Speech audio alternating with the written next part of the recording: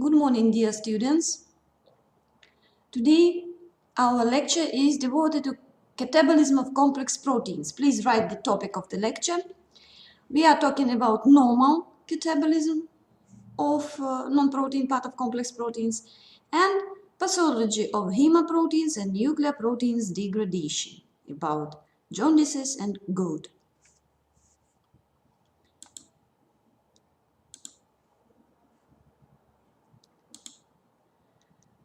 Remind yourself that the simple proteins are constructed only from amino acid residues. And after total hydrolysis of simple proteins, we can obtain only mixture of amino acids. But there are proteins that, in addition to amino acids, contain other components, organic or inorganic, and these proteins we are naming complex. In some books, they named conjugated, but I prefer to use term complex proteins. If non-protein part is bound to the protein part strongly and cannot dissociate, in this case, this non-protein part we are naming prosthetic group. You know that, for example, in hemoglobin, heme is attached very strongly, it is a prosthetic group. And in some enzymes like FAD containing dehydrogenases, FAD component is strongly bound and cannot dissociate. So in this case, we can name this non-protein part of proteins a prosthetic group. About hemaproteins, in which compounds can we find the heme group? I remind you, we start to discuss heme group in the previous lecture, that heme is a protoporphyrin ring from 4 pyrrole rings combined with the methane. And inside of this ring, there is an atom of iron bound to the atoms of nitrogen, to residue of histidine from the protein chain, and with oxygen to perform the function. Pyrrole rings also has a different radicals like methyl, vinyl, propyl. So this group we are naming heme.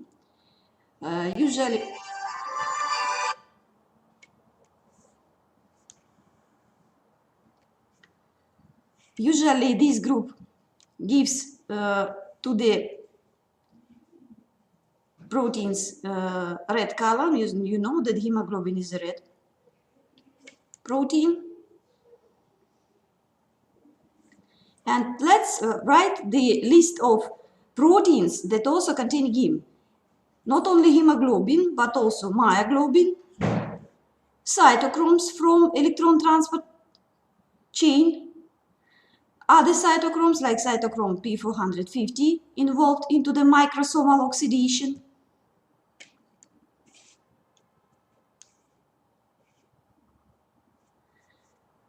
and group of enzymes reacting with oxygen in tissues. This is catalyzed peroxidase and the specific enzyme for the tryptophan metabolism, tryptophan dioxygenase or tryptophan pyrrolase. In the heme group, we are enumerating pyrrole rings to discuss catabolism of this group with the letters A, B, D, and C, or with the Latin number 1, 2, 3, 4. 3, 4. As I told you, iron shows us 6 bonds. Coordinate number of iron is 6, so 4 with the pyrrole rings, 2 covalent and 2 coordinate bonds, 1 link to a protein. This is histidine residue from the polypeptide chain of hemoglobin, and 1 link to oxygen.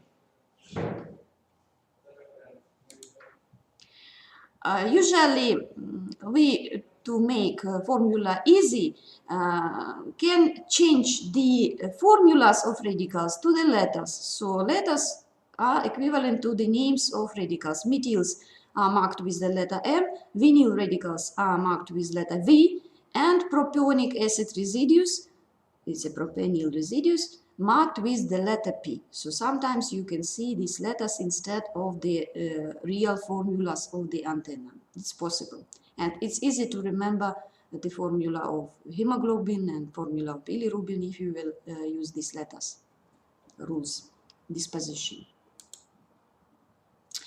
In hemoglobin, the protein that performing transport function in our blood, it transport oxygen and particularly part of carbon dioxide from the tissues to the lungs. We have 4 polypeptide chains.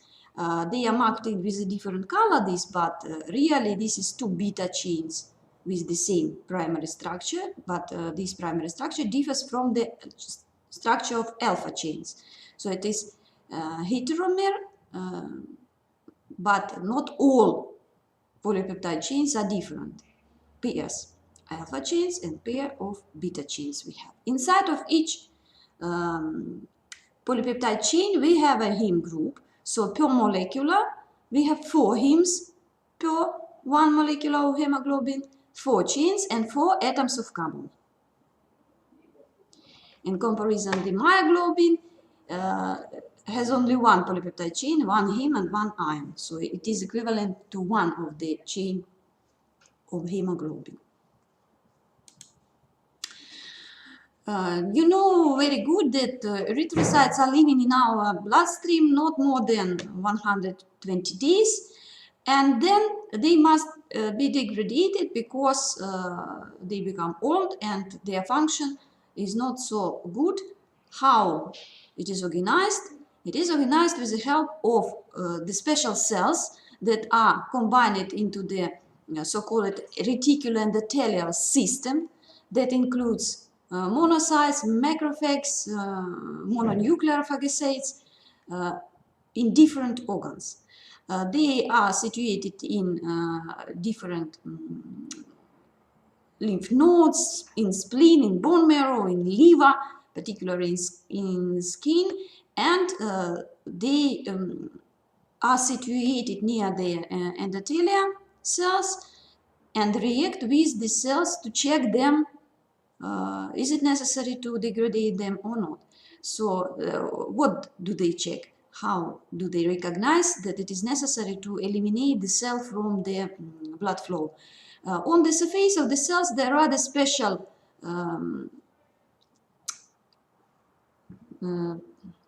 complex like molecules of polysaccharides together with the protein and lipoproteins that shows to what group of cells these cells belong and also in what state it is.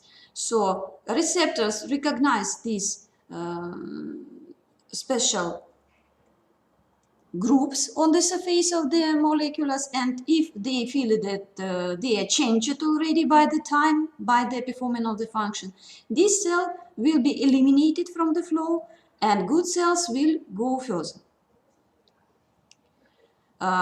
Bad cells can be taken by the reticuloendothelial cells by endocytosis, where they will be cut, membranes will be degraded, so this will be hemolysis, yes, intracellular hemolysis, and small quantity of the erythrocytes can be hemolyzed directly in the blood vessels, but normally quantity of these cells is not so high.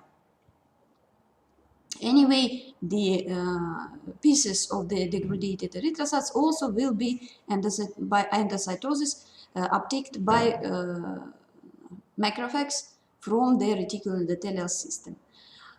Sometimes this system is named reticular mononuclear. What will be inside of the reticuloendothelial cells from the hemoglobin? Hemoglobin schematically we represent it as a heme group combined with a protein part, and the first reaction that will be done with hemoglobin, this is oxygenase reaction, which is catalyzed by heme oxygenase. The name of this enzyme is necessary to learn. This is an ADP containing oxygenase, which with the help of oxygen converts, and with the help of hydrogen cause the decyclization, the degradation of this methane branch. And here you will see the uptake of oxide of carbon, and here you can see the dicyclization, oxidation and dicyclization of our heme. Combination with protein, this bond with protein, small time is served, and at this intermediate step, our protein, complex protein, is named verteglobin because the cleavage of this ring changed the color, changed the spectra of absorption for this substance, and changed the color of protein from red to green. Verteglobin, look, the root globin shows that protein is still here. You are forgetting this step usually when discussing and answering for us catabolism of heme, please.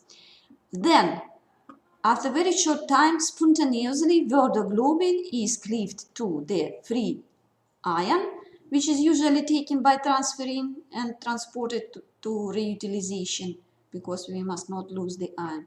Globin part, protein part, which will be after these carbotyl amino acids, and amino acids will undergo their metabolism. We discussed this.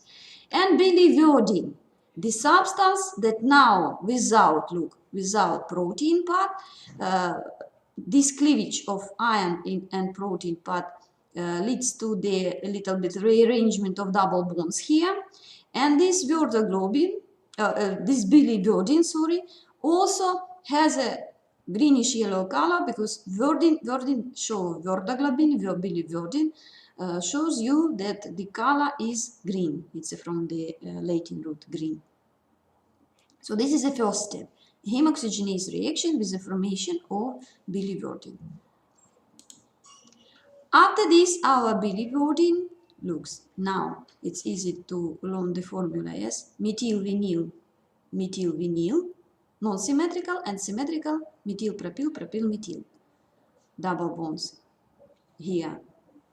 Rearranged a little bit another than a bilirubin. Biliverdin, after formation, is converted to bilirubin by the enzyme biliverdin reductase, also an ADP containing enzymes. And if there were oxidation in the hemoxygenase step, next step is a reduction. So hydrogen will be brought by NADPH2, and here, look, we will obtain 2 hydrogen instead of unsaturated methane. This will rearrange the double bonds in our cycles, and now easy to remember that double bonds in the site of the cycles are situated symmetrically.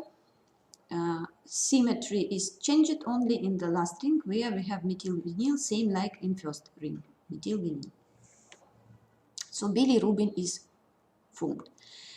Biliverdin was green, but bilirubin is red-orange colored pigment. Please indicate this. Rubin, rubus in Latin is red, red-orange color. Actually, color of solutions of bilirubin depends from the concentration. Crystal of bilirubin, they have brown color, red-brown color. But independence from the concentration and independence from the presence of other substances in the solution, bilirubin solutions has different color from yellowish brown till the red orange. We are still in the reticular endothelial cells. So let's look to overview reactions we are writing. So now let's take the picture with the first stage, so-called prehepatic stage of catabolism of hemoglobin. We will talk about 3 stages: prehepatic, hepatic, and posthepatic. Indicate, please, that not only hemoglobin, but other hemoproteins are degraded with the same pathway. So, of course, breakdown of erythrocytes gives near 75–80% of heme, but also cytochromes, myoglobin, premature red blood cells destruction cause to the degradation of globin in heme, and then this verteglobin step is lost here, but you must remember about it. Then we can obtain green biliverdin ion, which will be transported by transferring and store it in bone marrow and liver for the new erythrocyte formation and new heme-containing enzyme formation synthesis. And globin, as we told, will be converted to free amino acids that will be used in the cells as it will be necessary. Heme oxygenase enzyme, biliverdin converted by biliverdin reductase to bilirubin. Look to the quantity of bilirubin that is formed in reticular endothelial cells per day. And everything will be done in mononuclear phagocytic system or reticular endothelial system. As we told, it will be done in spleen, lymph nodes, particularly in liver and in bone marrow. Not all in liver, all phagocytes are localized in liver, and due to this fat-soluble compound must be transported to the liver for further conjugation, for further catabolism. It is fat-soluble, but our blood is a water solution. So for transport, we are using protein albumin. We have a great concentration of albumin in our blood. It is also synthesized in liver. It is a simple protein, but it is used for transport of many hydrophobic compounds like long-chain fatty acids, for example, and also for transport of bilirubin. Each molecule of albumin can take 2 or 3 molecules of bilirubin, and this complex of fat-soluble bilirubin formed in the reticular endothelial system with albumin in the blood is named unconjugated. Look, unconjugated is bound with bilirubin but named unconjugated.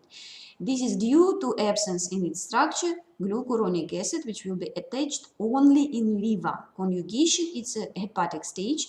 So now we are talking about unconjugated or direct bilirubin, which is transported like on the car to the liver.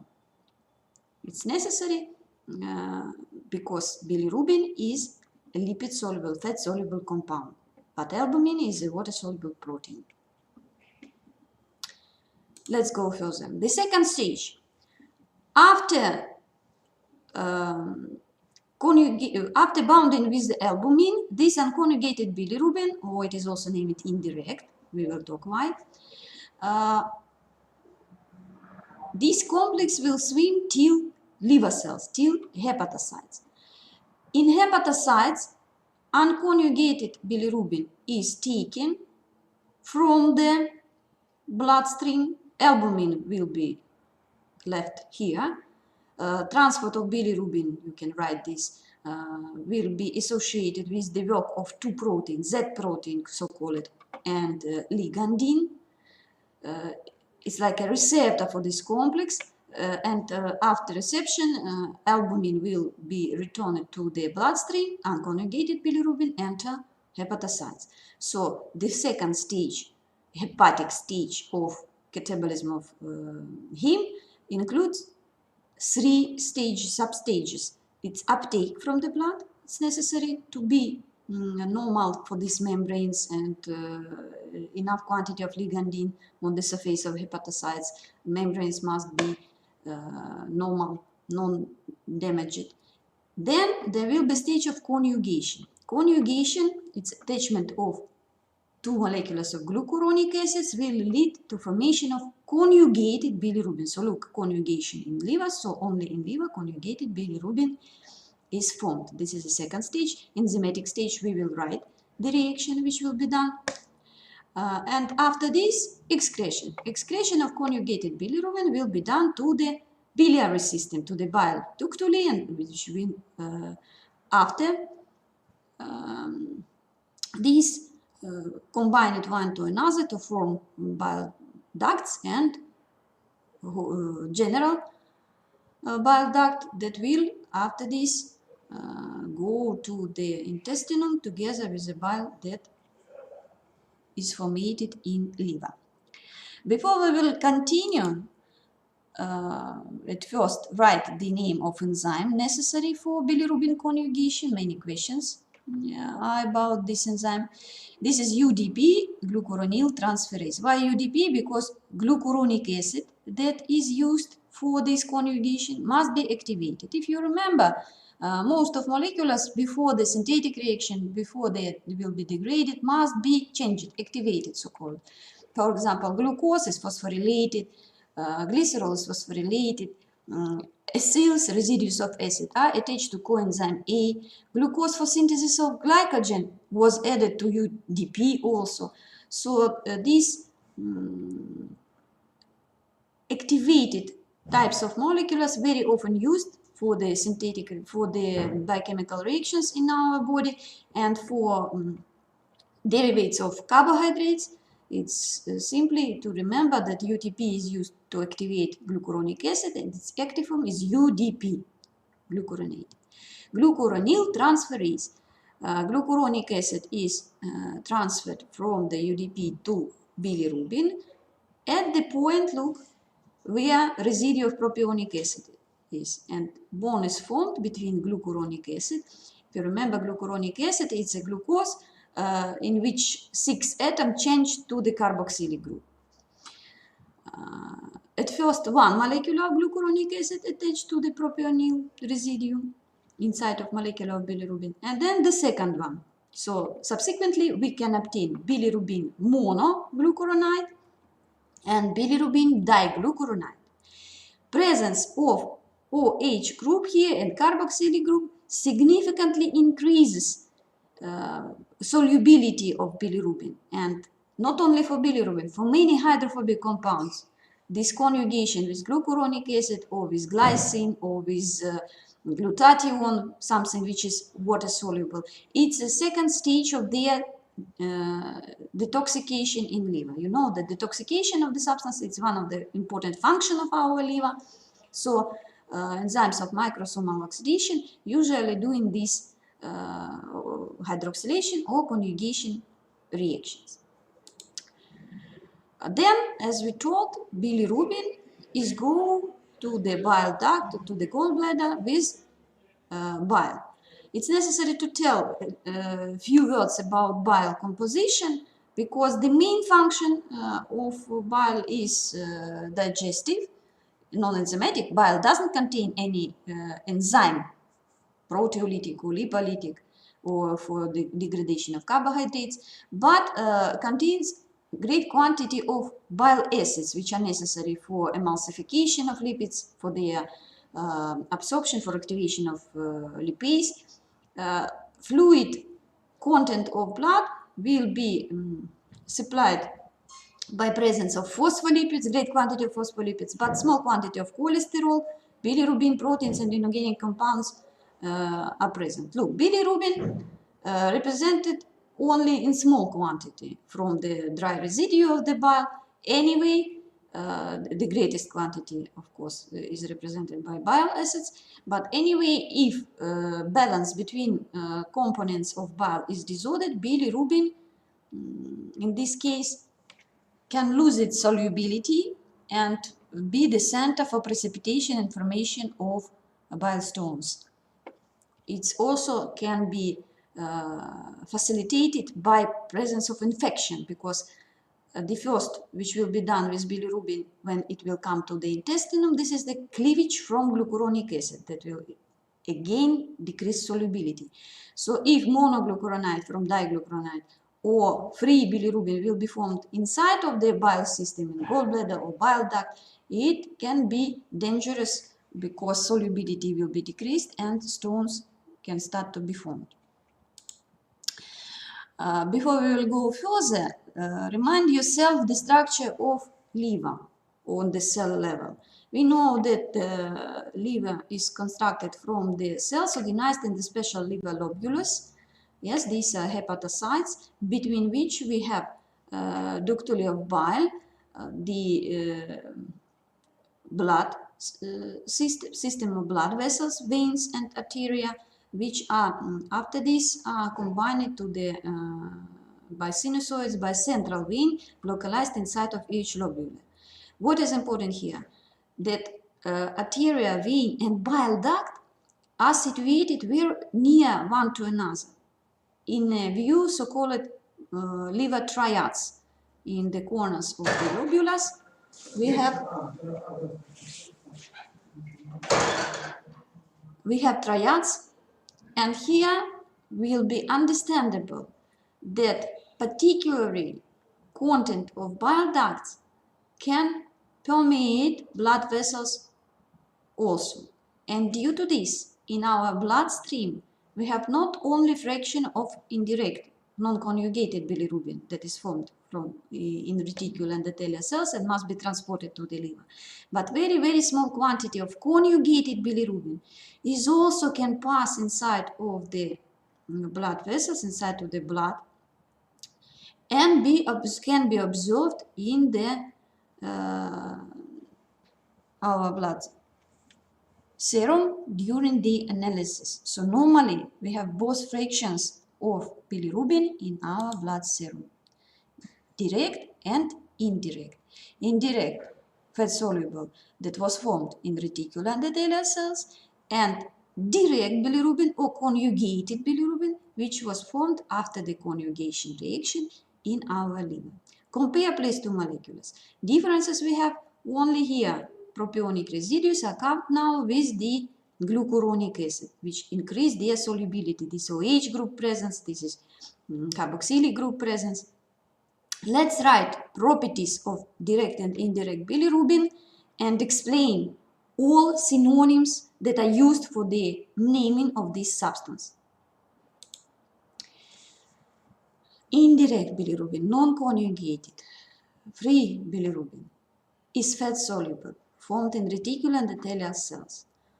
It is non-filtrated in kidney because it is transported in the blood with as a complex with albumin. It is toxic compound. Lipophility makes them toxic, and it can pass through the membranes which are constructed from phospholipids, and it can go to the tissues which are rich with lipids like nerve tissue. This is dangerous. It is free from glucuronic acid and due to this named non-conjugated. All this conjugation, this is in relation to glucuronic acid. So it is non-conjugated. But it is bound with albumin. But we not name the bound. We talk this bilirubin free because it is free from glucuronic acid. All of the characteristics that we are using for bilirubin, they are in relation to glucuronic acid. If you will remember this, you will not confuse what is conjugated, what is non-conjugated, what is direct, what is indirect, what is free, what is bound. So bound with albumin, but free from glucuronic acid. So this fraction is named free bilirubin. Normally, indirect bilirubin is found in our blood serum, and it consists of 75–80% of overall bilirubin. So greatest part of overall bilirubin represented, of course, by indirect. Why it is named indirect? It is not curved, of course, due to this name is produced by the elaboration of the specific reaction to open bilirubin from the biological fluids. Van der Beek reaction with diaza reagent of Ehrlich. With diaza reagent, direct bilirubin reacts quickly because it is water soluble. It is easy to react for this part of bilirubin. But indirect bilirubin in the combination with albumin reacts slowly, and better it is necessary to precipitate the proteins, in this case by coffee reagent, for example, and in this case this part of bilirubin also will react. So now in clinic we are using procedure of determination of overall bilirubin and water-soluble fractions, and are found in the quantity of indirect bilirubin by fracture of these two values. So indirect reaction with diaza reagent due to fat solubility and bounding with albumin, and due to this new synonym indirect. One more time, non-conjugated, free from glucuronic acid, indirect bilirubin. About direct bilirubin, conjugated, it is water soluble and due to this can be filtrated in kidney. But due to the small quantity in micromoles, not more than 5 micromoles per liter of blood, in normal urine, we cannot open bilirubin. It will be observed only in pathological states, about which we will talk further. So, it is filtrated in kidney, but does not influence to the color of normal urine, really. It is so small quantity that it cannot be opened. But when quantity of this substance will be increased in blood, of course, it will be started to determine. It is less toxic, not correctly to say that this absolutely non-toxic compound. No, it is less toxic than indirect, but not so. It is bound with glucuronic acid, conjugated bilirubin, bound, really. It is free from albumin, but bound from glucuronic acid.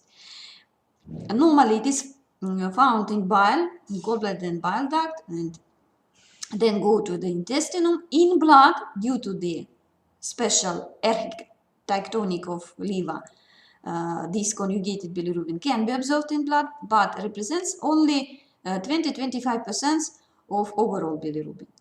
And due to water solubility, it gives direct reaction with diazo reagent due to this conjugated, bound, or direct bilirubin.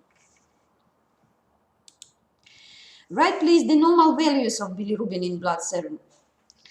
For healthy adult, overall bilirubin can be from 8.5 to 20.5 micromoles per liter. Put attention to the units. It's a micromoles. It's a small quantity. These are toxic compounds.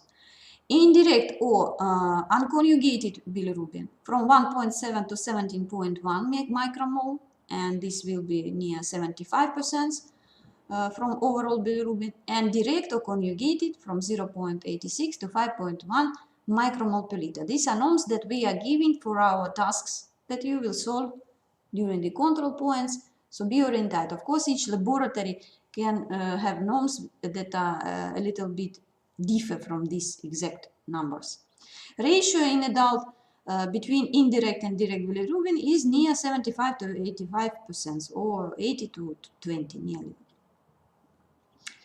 In newborns, overall bilirubin can be significantly higher in high quantity, and the limit to newborns during the first months of their life is 256 micromoles per liter. Ratio can be from 90 to 10%. About jaundices and about hyperbilirubinemia in newborns, we will talk a little bit later. Now we need to finish normal catabolism of bilirubin. So I hope that you fixed these values. And we are going for the third stage, post-hepatic. That is more complicated, and it is necessary to discuss this more detailed. In the intestinum, when bile will pass to the intestinum, bilirubin diglucuronide will interact with the intestinal flora, microorganism, and with these different enzymes. Bilirubin diglucuronide at first will be converted to monoglucuronide, so one molecule of glucuronic acid will be cut away at first step. Then the second one will be cut, free bilirubin will be formed, and then it will be converted to substances that are named urobilin or mesobilin, urobilinogen or mesobilinogen, and finally in the lowest part of intestinal, stercobilinogen, and then stercobilin. Indicate please that urobilinogen, true urobilinogen, which is synonym of mesobilinogen. Meso means that middle part of intestinal. Middle part of intestinal and colorless pigment. Stercobilinogen also colorless. The blood from middle part of intestinum is collected by portal vein, and due to this can return to the liver. This is named enterohepatic circulation. And only last pigment, stercobilin, has a brown color, and this is a pigment that will give color to our feces. Look to the scheme. Conjugated bilirubin, which is water soluble, go with the bile to intestinum, can be stored in gallbladder, anyway pass to intestinum, where under bacterial action converted to feces, stercobilin. Urobilinogen, colorless, formed in the medial part of intestinum, can go to the enterohepatic circulation and return to the liver. Here you can see the direct arrow to the kidney, but portal system is not combined directly with the general circulation and circulation in kidney. So this arrow is not completely correct. Why? I will explain a little bit further. And most of the books give you the name of urine pigment as a urobilin. It's a problem with terminology and we need to talk about this. Please, all of our tasks, they are based on this point of view, so be careful with the real things that will be on the third stage, post-hepatic stage, what will be in the intestine. As I told you, part of books, look to this overview, name stercobilinogen as a urobilinogen. So they make a synonyms and name that urobilinogen that excreted in feces, this is stercobilin. Urobilinogen that excreted in urine, this is urobilin. Why one substance must have two different names, it's not understandable. And near 20% goes enterohepatic circulation, but never will be talked about what will be. Even shown that urobilinogen then converted again to direct bilirubin, it's not correct completely. Other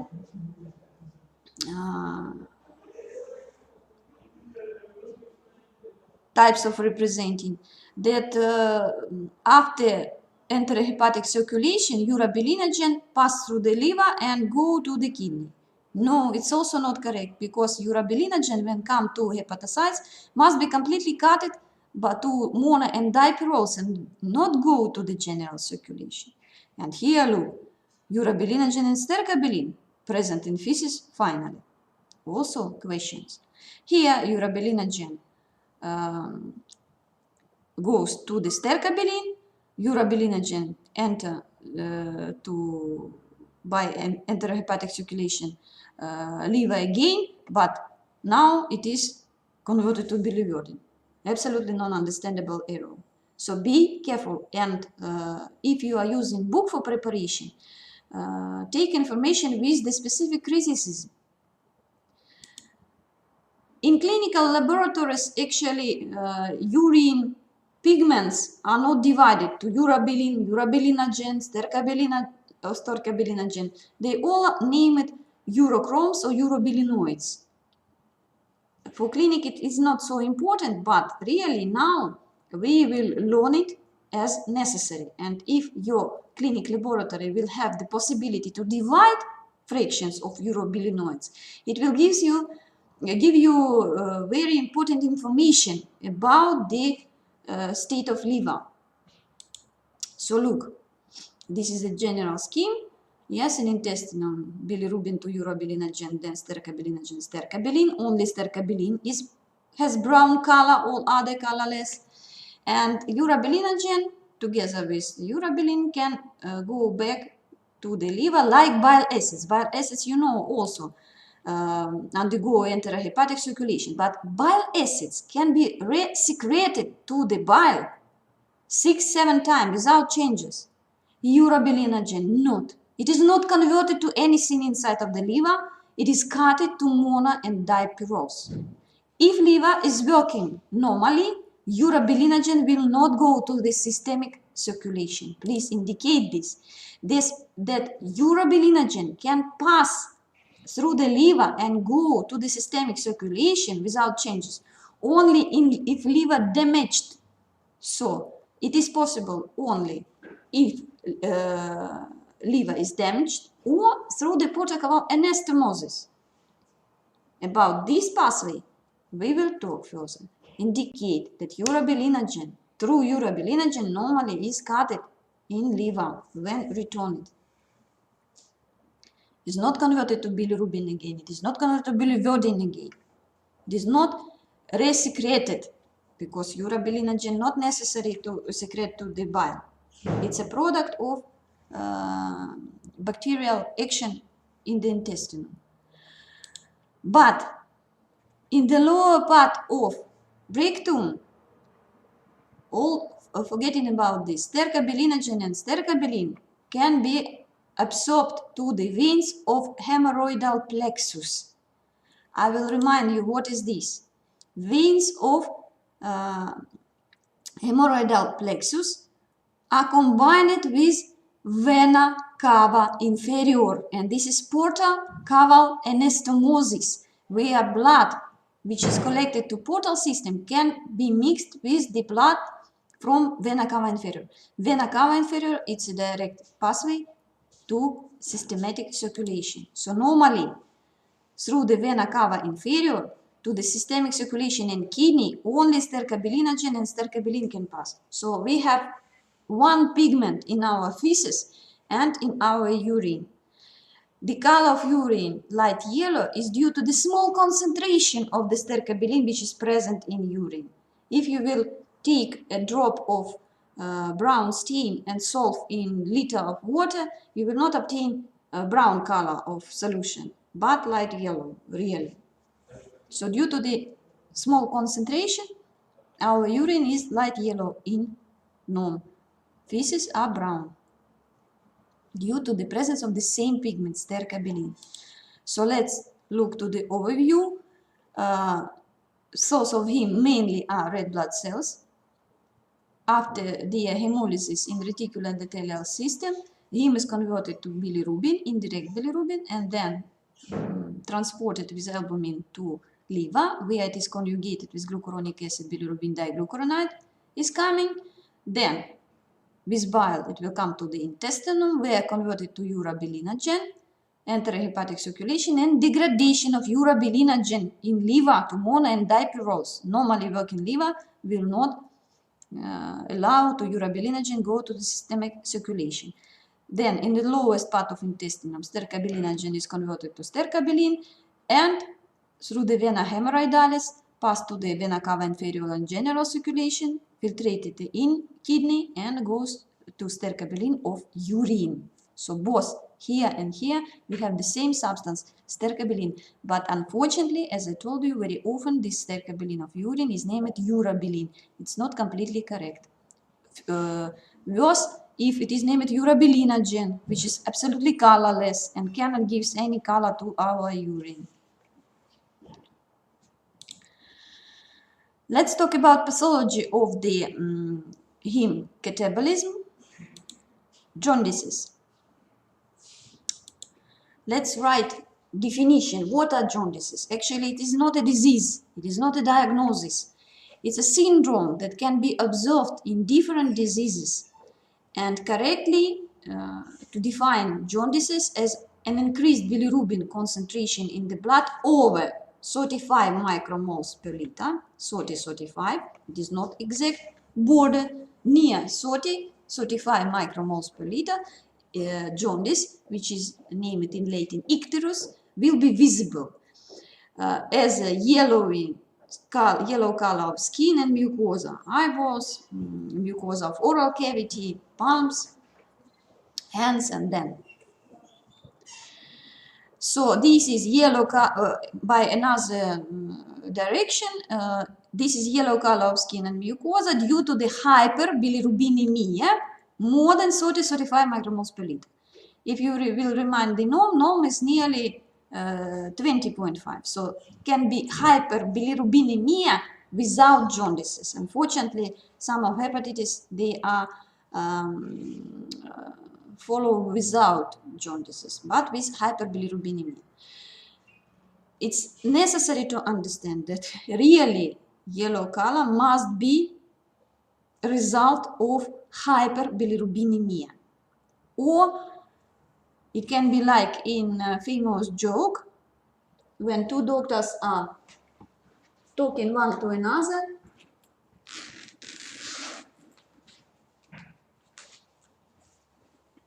And discuss treatment of the patient. One says, that imagine it. We have a strange case. 3 weeks we treated a patient for bronchitis, but it turned out that he had a pneumonia. And the second doctor answers that we have a case much worse. For 3 weeks we treated patient for jaundice, and it turned out that he was a Chinese. It's a joke, of course, but really there are cases of false jaundice resulting in the high uptake of carotenes, which are yellow and orange in color and can be stored in the subcutaneous fats in our fat tissue and skin. Write please that definition of such a phenomenon like carotenemia, ingestion of excessive amounts of vitamin A precursor, beta carotene, for example. If patient start to eat big quantity of carrots, for example, it is manifested as a yellow-orange color of the skin, primary the palms and hands and soles of the feet. Put attention that real jaundice, true jaundices, they are started usually from mucosa, then palms and neck, then body, and finally feet. Also, you can find the difference between carotenemia and jaundices that very often, not always, but very often the sclera remain white in these patients. And of course, anamnesis. Anamnesis, general state of the patient, other symptoms will give you correct diagnosis for the patients. So don't confuse false jaundice, carotenemia with true jaundices.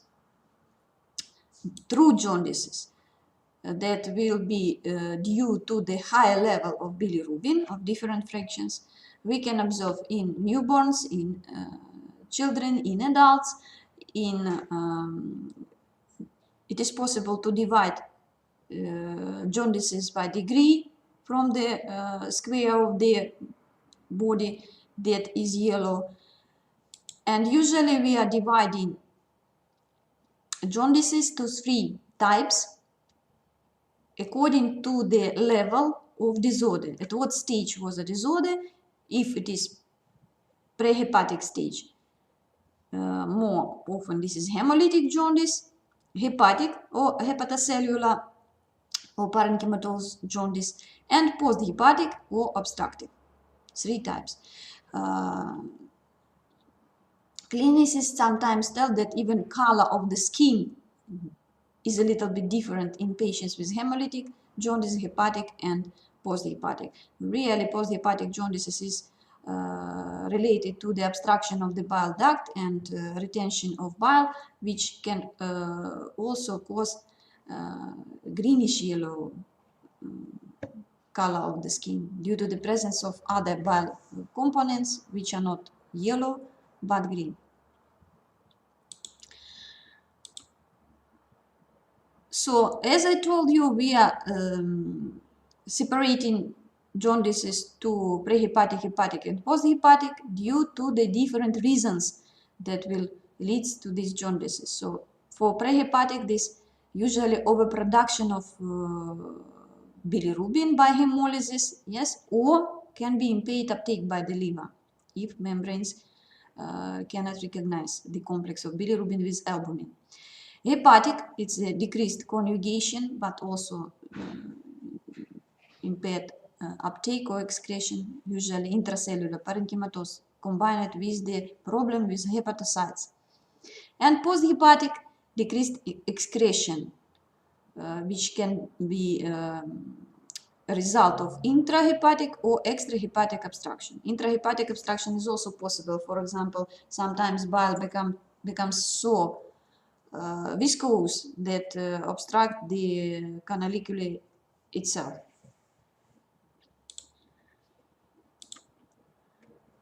So let's discuss prehepatic or hemolytic jaundice. As we told, due to the excessive production of bilirubin, increased unconjugated or indirect plasma bilirubin can be observed. It will lead to the more quantity of bilirubin will be conjugated by liver and goes to the intestinum, and high quantity of stercobilin will be formed. So stercobilin in feces and urine will give dark color for feces and urine. Unconjugated bilirubin is toxic, we told about this. It easily penetrates membranes, and if come to mitochondria, can be uncoupler of oxidation and phosphorylation, can destroy the protein synthesis and also exchange of ions. For the central nervous system, it is very dangerous and will lead to the neurological symptoms. We will talk about this. Plus to all clinic of hemolytic jaundice will be symptoms of anemia and hypoxia. Put attention that usually at the beginning of the hemolytic jaundice, alanine aminotransferase and aspartate aminotransferase are normal, show normal activity in the blood serum because there is no disorder of hepatocytes real. You know that these enzymes are intracellular and normally their activity in bloodstream is very low. So in hemolytic jaundice, it can be oriented for you for correct diagnosis. If of course this situation will be chronic, repeated, sometimes hepatocytes start to be disordered and they can start to be increased to show you that inflammation of liver is started. But normally in classic hemolysis, these aminotransferases will show normal activity. As all jaundices, this hemolytic jaundice is not disease but symptom of other disorders. Massive hemolysis cost more than can be processed, can be conjugated, and due to this it will be increased in the blood. That will cause jaundice. Liver can increase 10 times the possibility to conjugate and excrete 300 milligrams per day. Look on the tail of 300 milligrams per day normally. But anyway, the possibilities of liver are not without limit. And increased bilirubin is secreted to the bile, as we told, cause increased stercobilin in blood and urine. So again, we fixed normal features for hemolytic jaundice. Causes of hemolysis. These can be associated with the red blood cells itself. These are different inherited defects of red blood cells in hemoglobin defects, like in sickle cell anemia, thalassemia. Yes, it can be disorder of metabolism of erythrocytes. We talked about the hemolytic anemia related to the deficiency of glucose 6-phosphatase, enzyme of pentose phosphate pathway, pyruvate kinase deficiency.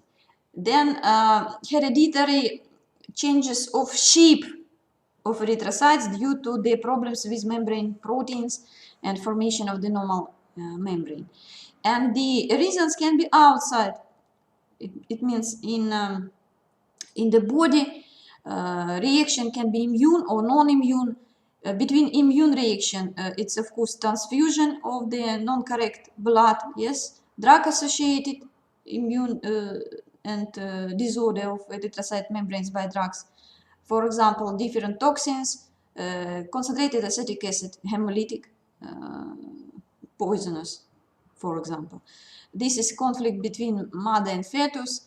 Then different syndromes with fragmentation of the membrane, hypersplenism, of course, toxins and infections like malaria, like toxins of snakes and spiders, some plants as a hemolytic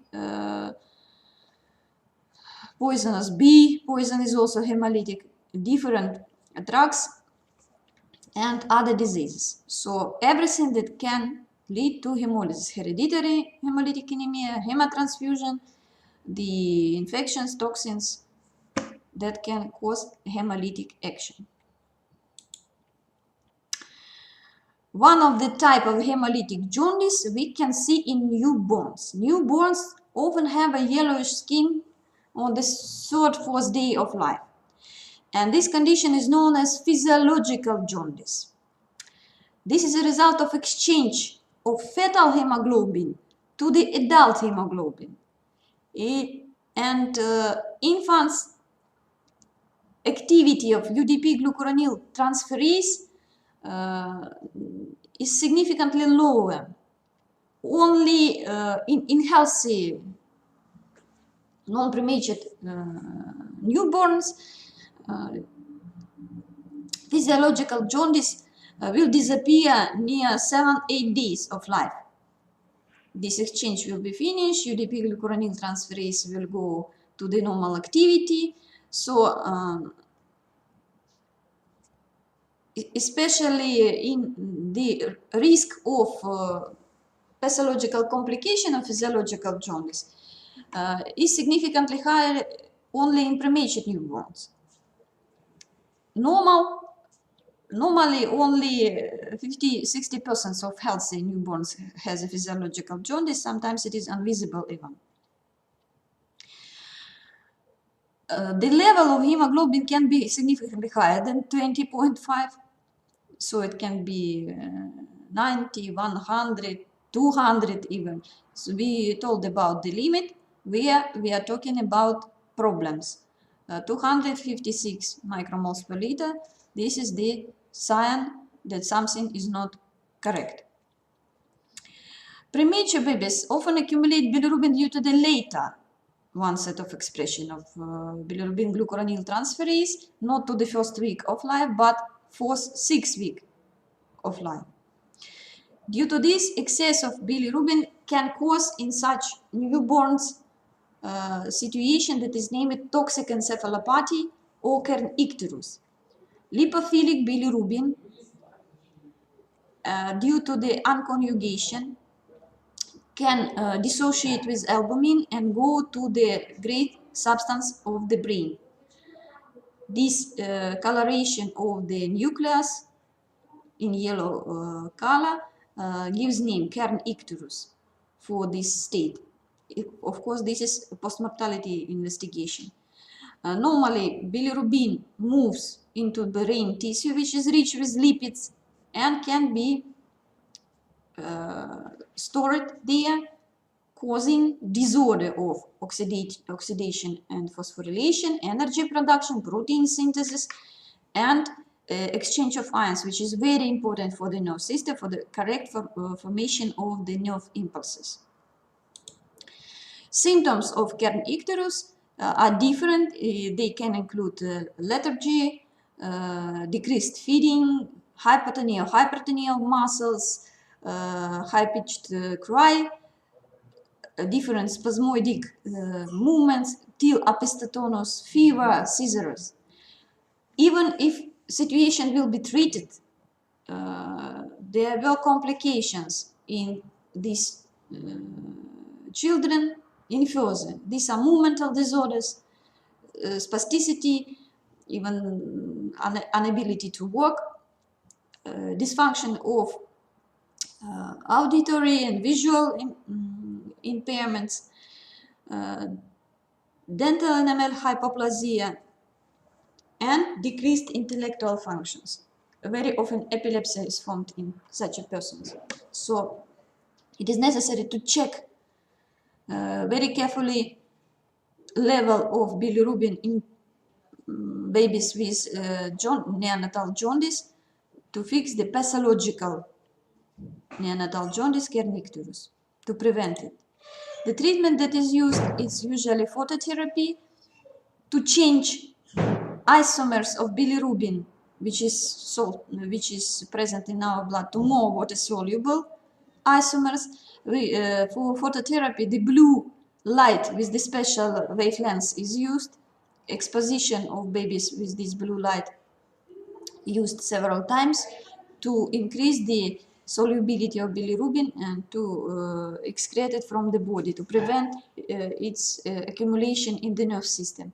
And sometimes even hemotransfusion is necessary to take away part of the blood of newborn and make a replacement with the healthy blood to prevent this inhibition of nerve system with bilirubin. Usually such symptoms are observed when level of indirect bilirubin in newborns will exceed 350 micromoles per liter. So put attention to the levels that are represented in your tasks to make a correct diagnosis. Is it pathological and treatment is necessary, or is it physiological and nothing is necessary to do?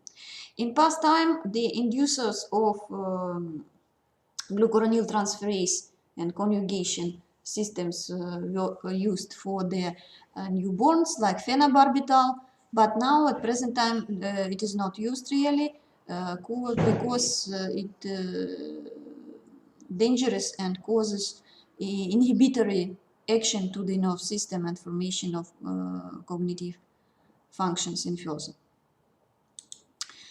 Let's talk about post-hepatical obstructive jaundice. It is more easy to understand differences between hemolytic and obstructive jaundices because disorder is localized at the first and third stage. What reasons can lead to the obstruction of the bile system? This is different malignant tumors localized in liver, metastatic or really liver cancer. This is congenital atresia. In this case, you will see the obstructive jaundice instead of hemolytic in newborn. This is sclerosing cholangitis where the narrowish, where bile duct will be narrowish and flow will be not so quick. Strictures after operation as mistakes of surgeons, tumors of bile duct or gallbladder, and extra hepatic different foreign things that can come from the intestinum here, parasites that can go from the intestinum here, ascarids, for example, can block the passage in children especially. Of course, stones of hepatobiliary system, and one of more, these are malignant tumors that can be localized in head of pancreas or duodenum. They also can block the passage of bile from the liver to the intestine. If conjugated bilirubin cannot pass to intestinum, the pressure in bile system will be increased, and instead it will enter bloodstream and significantly increased in blood. Bilirubin conjugated is water soluble and can be filtrated in kidney. Due to this, dark urine color you will see. Color will depend from the relationships. It can be complete obstruction or particular. So the balance between quantity of free bilirubin, conjugated bilirubin, and small part of stercobilin will cause the color of urine with a different intensity in direction of color of bilirubin. It means orange brown. Stool, feces, if obstruction will be completely and no bile will come to the intestinum, no colorating pigment. So stool, feces will be pale or colorless.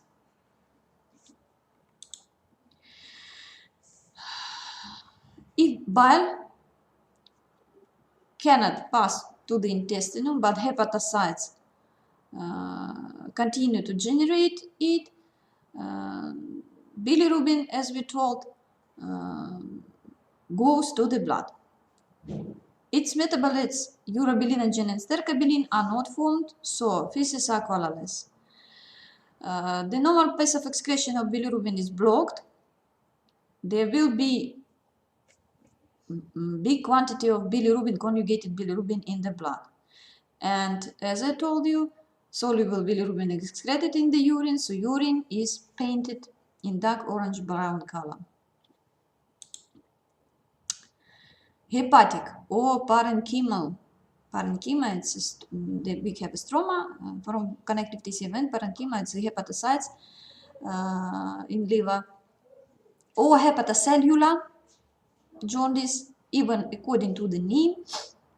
And it is understandable that it is combined with the problems with hepatocytes. So causes of hepatocellular jaundices, these are hepatitis, alcoholic liver disease, toxicity, hepatotoxic, uptake of hepatotoxic drugs.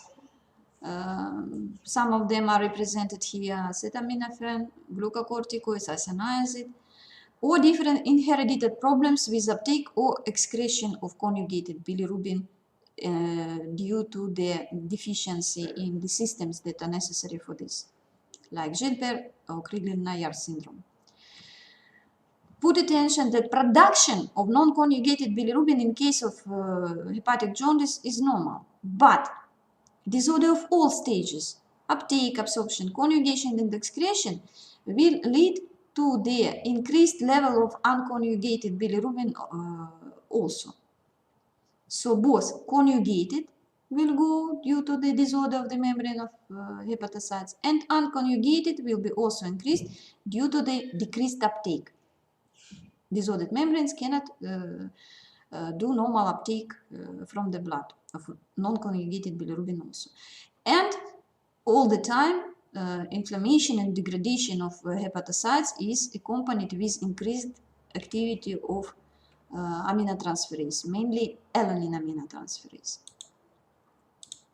So let's fix some position about hepatocellular jaundice. Damage of hepatocyte will cause weakening of the metabolic processes in them. Reduction in bilirubin uptake from the blood and conjugation process reduction leads to elevation of indirect fraction in the blood. Direct bilirubin also goes into general circulation from damaged hepatocytes. I shown you and remind you that bile ductuli are situated near the blood vessels, so everything, if membranes of hepatocytes are disordered, everything can be mixed. Bilirubin enters into intestinal less than normal, and concentration of stercobilin also reduced. Therefore, feces are lighter, but urine is darker here. You can tell that if stercobilin is not coming through the hemorrhoidal vein, urine must be colorless. No, if direct bilirubin is increased in blood, it can be filtrated and urine color will be darker due to the presence of conjugated bilirubin, not light yellow. Through urobilinogen, mesobilinogen, in case of disorder of liver hepatocytes, is not destroyed to mono and diperols and can go to the general circulation finally, can be found in the urine. So true urobilinogen that is normally formed in the middle part of intestine and must be cut by normally working liver is a sign of disorder of liver cells, is a sign of hepatocellular jaundice. Let's create the table that explain the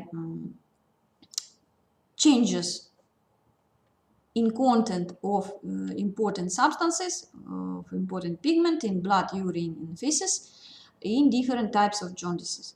This table will help you to solve the tasks and put correct diagnosis in case of increased overall bilirubin and in case of hemolytic, hepatic, and obstructive jaundice. Let's look to the blood into these jaundices. For hemolytic jaundice, of course, unconjugated bilirubin will be increased. Usually, conjugated bilirubin will be at norm till the disorder of hepatocytes will not be started, because in chronic hemolytic anemias, earlier or further, of course, liver will be damaged. And here we will see the increased conjugated bilirubin. In classic hepatic, hepatocellular jaundices, both fractions are increased. As we told, uptake is disordered, conjugation is disordered and excretion is disordered. So both fractions are increased. In obstructive jaundice, of course, primary conjugated bilirubin is increased because it's a bile that is coming not to the intestine but to the blood. But very often, quickly, this bile pressure and will destroy hepatocytes, and unconjugated bilirubin also will start to be increased. Functions of liver in case of bile obstruction will be changed, will be disordered, and conjugation velocity can be also decreased. What we will see in urine. In hemolytic jaundice, conjugated bilirubin must not come to the urine. It is not increased, so not observed. Urabilin also, if liver is working normally and conjugation will be done normally, enterohepatic circulation will lead to the cleavage of urabilin to mono and dipyrrose. But stercobilin will be significantly increased in urine and feces also. So dark color of urine due to the presence of stercobilin, brown, dark brown, till black. Sometimes patients tell that feces are black, and dark brown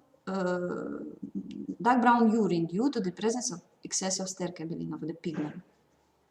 In hepatic jaundice, conjugated bilirubin start to be observed in urine, and on the tail of decreased quantity of stercobilin, urine will not be uncolorated. It will be colorated by presence of conjugated bilirubin and small decreased quantity of stercobilin. In relation from the balance between these pigments, color will be from orange brown to dark brown. Feces can be less colorated, so it means not total obstruction, so small quantity of stercobilin will be observed, so they can be light yellow. In obstructive jaundice, in the urine, great quantity of conjugated bilirubin, and especially this will colorate the urine. Urabilin is not formed completely, so cannot be found in urine because bile are not coming to intestinum and not undergo these bacterial conversions to urabilin. And stercobilin, of course, also not be formed.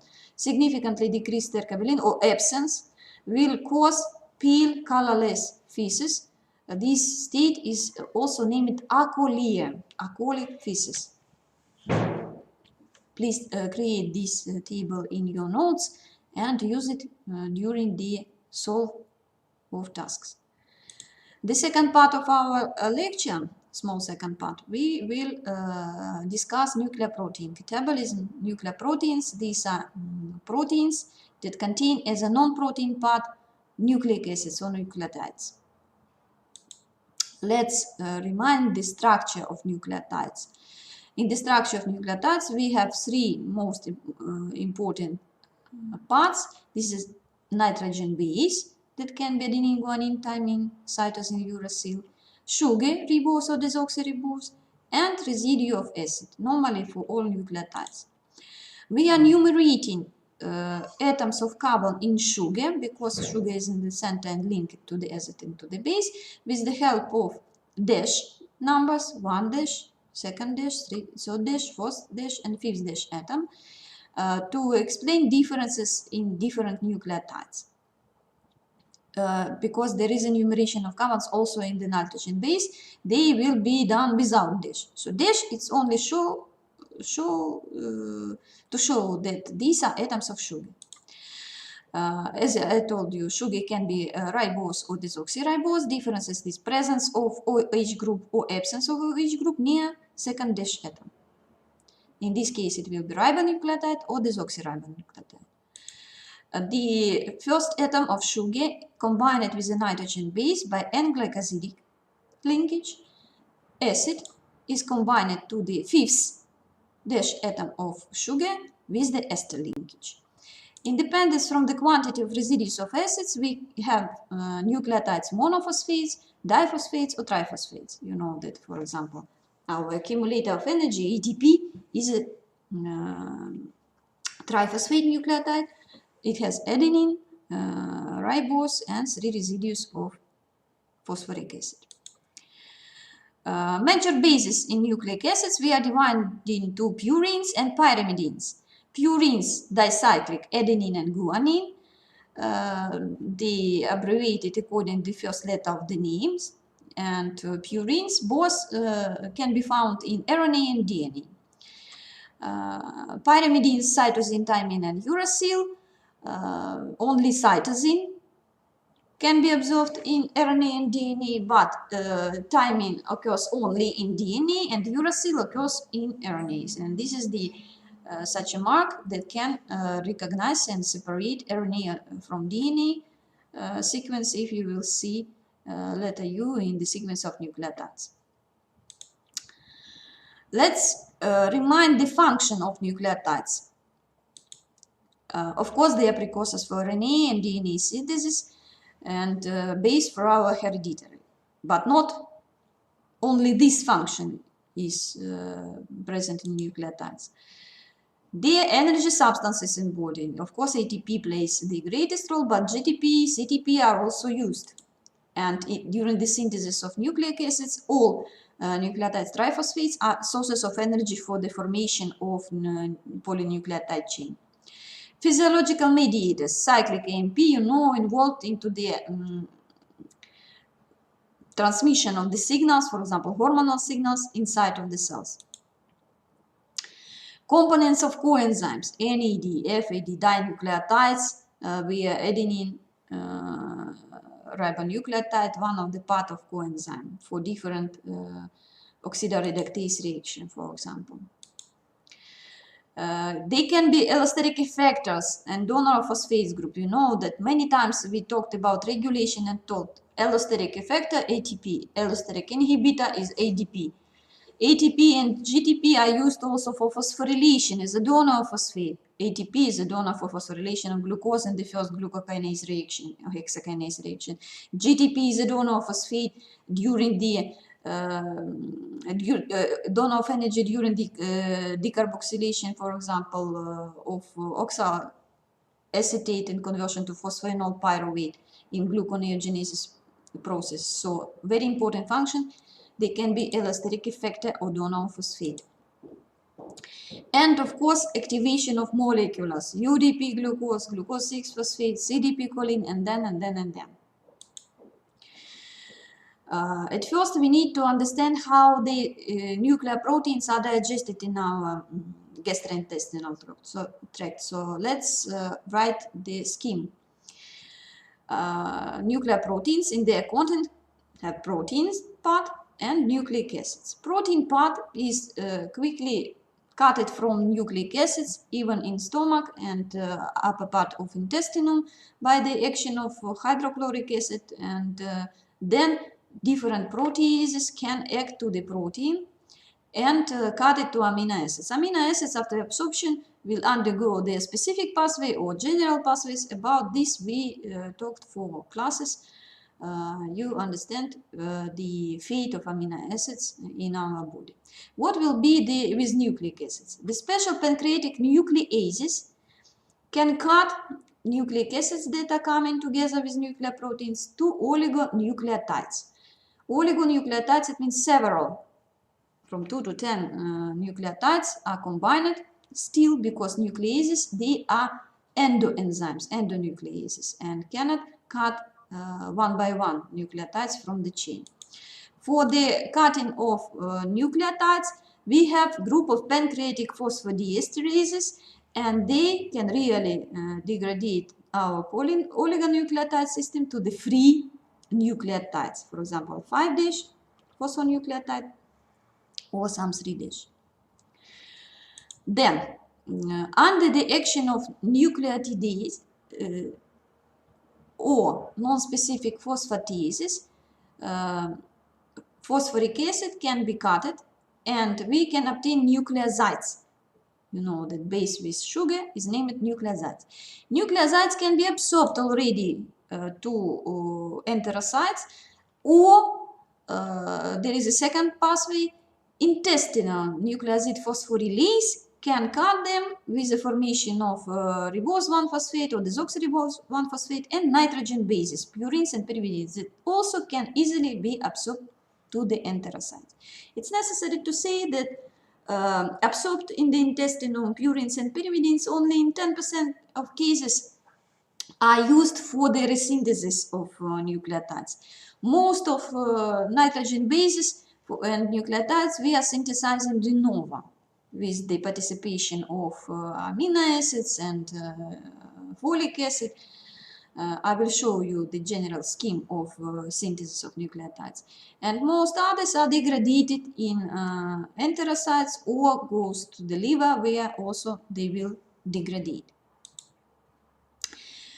We are not studying in detail synthesis of purine and pyrimidine nucleotides, but to understand some problems in their degradation, let's show what sources of carbon we are using for the synthesis of purine nucleotides.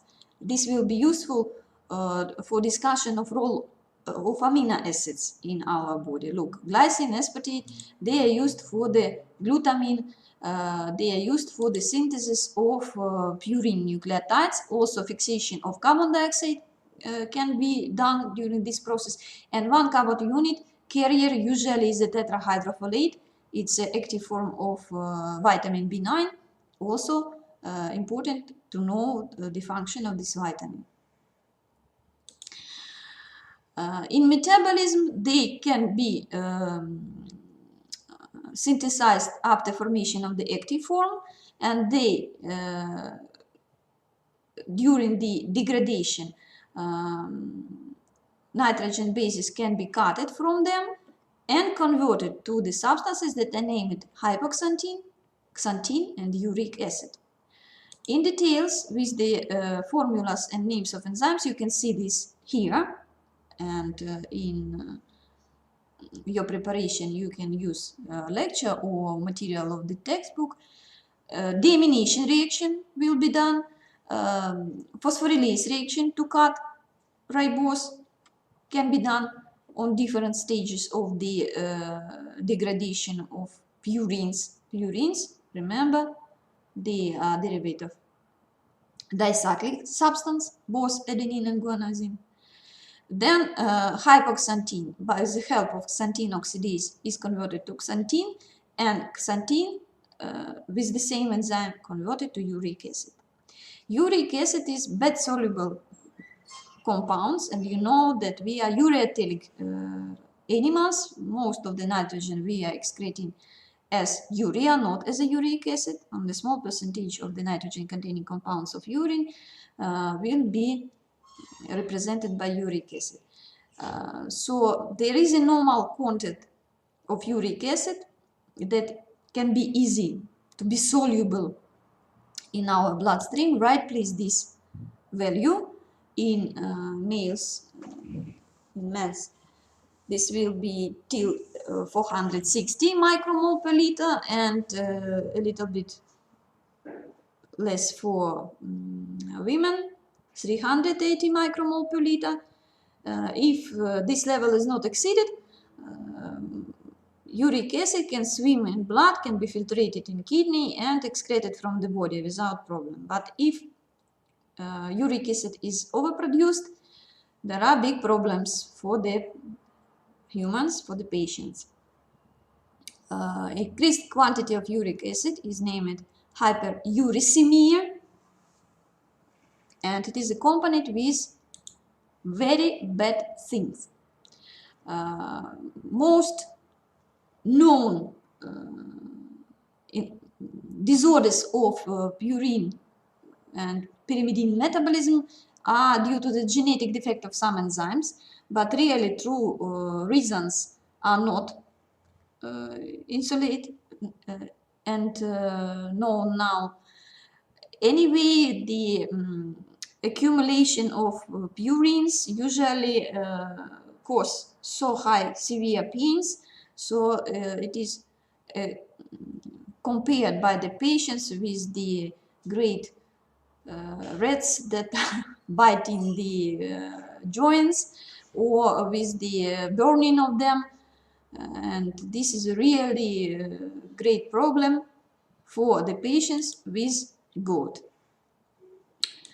GOUT is a disease which is characterized by abnormal production, overproduction of uric acid, increased activity of xanthine oxidase, or increased degradation of nucleic acids in secondary GORD, resulting in excess of uric acid in the tissues and blood, and results in the formation of uric acid crystals. It means less solubility, and in high concentration uric acid form crystals depositing in especially joints and tissues that after this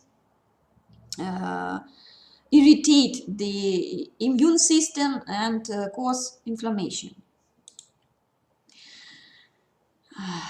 Condition usually is characterized by acute inflammatory arthritis, kidney stone, and local deposits of uric acid in the skin and other tissues, which are named TOFI. Look to the symptoms of the GORD. We have known so many times, so very quickly. This is inflammation of arthritis, very severe pain, disorder of movement in the joints. Sometimes patients cannot walk out, so great pain they have in the toe joints. But GORD can affect any joint, knee, for example, of vertebra joints, different. It's more classic to start from the toe joint. Here you can see the crystals of uric acid. They irritate the synovia of joints. Pain is very severe, and the accumulation of crystals in tissues, in soft tissues, will cause formation of TOFI, not pleasure thing. And what is more dangerous, this is a formation of urates or lithates. This is synonym of urates, stones from the salts of uric acids in the kidney, and then all the complication of kidney stone disease.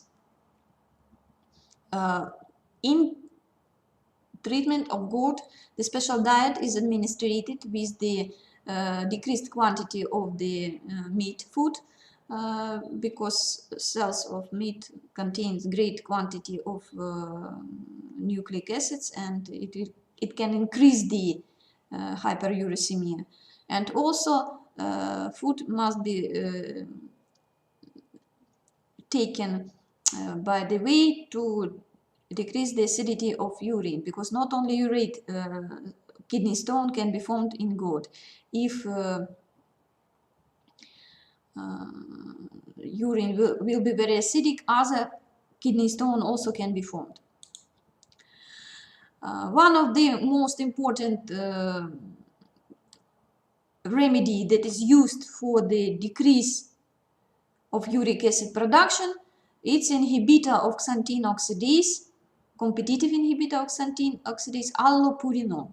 Please write this reaction and write the mechanism of its action. This the structure of allopurinol is similar to the structure of hypoxanthine, which is substrate of xanthine oxidase. So this is a classic situation where competition between allopurinol and hypoxanthine for xanthine oxidase will be done, and less quantity of uric acid will be produced. Action of xanthine oxidase is not blocked completely, but in another substrate will be converted to another more water-soluble substrate product. Due to this, quantity of uric acid will be decreased. Another disorder of purine metabolism, this is Lesch-Nyhan syndrome, that is inherited and related, linked to the X chromosome recessive disease, caused by deficiency of the enzyme hypoxanthine guanine phosphorybenzyl transferase that is formed this initial substance for the synthesis and reutilization of purine nucleotides. Common in males and characterized by formation of urate crystals. So it's a GORD, but appearing in during the childhood, and this kidney stone leads to the appearance of blood in the urine to hematuria. It's a difficulty in swallowing, swelling of the joints, vomiting, atetosis, movemental disorders, and aggressive, impulsive behaviors. They can injure themselves, and severe self-injuries behavior will develop. Moderate mental retardation can be observed in these patients, and unfortunately they are living with trauma of the soft tissues. They are biting themselves, the injuries themselves. It cannot be treated because it is inherited that only symptoms can be treated, neurological symptoms and behavioral psychological problems. Prognostically, the prognosis is poor because there are no real effective treatment in this syndrome. Unfortunately, sometimes we are without possibilities to do anything with the biochemical problems in patients. Very quickly about de novo synthesis of pyrimidine nucleotides. Here carbamyl phosphate is synthesized. This carbamyl phosphate synthase 2 differ from the carbamyl phosphate synthase for the ornithine cycle. And aspartate participate also in the formation of pyrimidine rings. It's a one cycle. Degradation of pyrimidine nucleotides leads to the formation of beta-alanine. I told you that beta amino acids we also have. And beta amino isobutyrate, also free nitrogen, free ammonia is created during this process that can be converted to urea or excreted as a free ammonia. And beta-alanine also can be excreted with urine or converted to carnosine and anserine, the specific substances from our muscles, buffer compounds of our muscles. Beta amino isobutyrate can be also converted same like beta keto during the beta oxidation of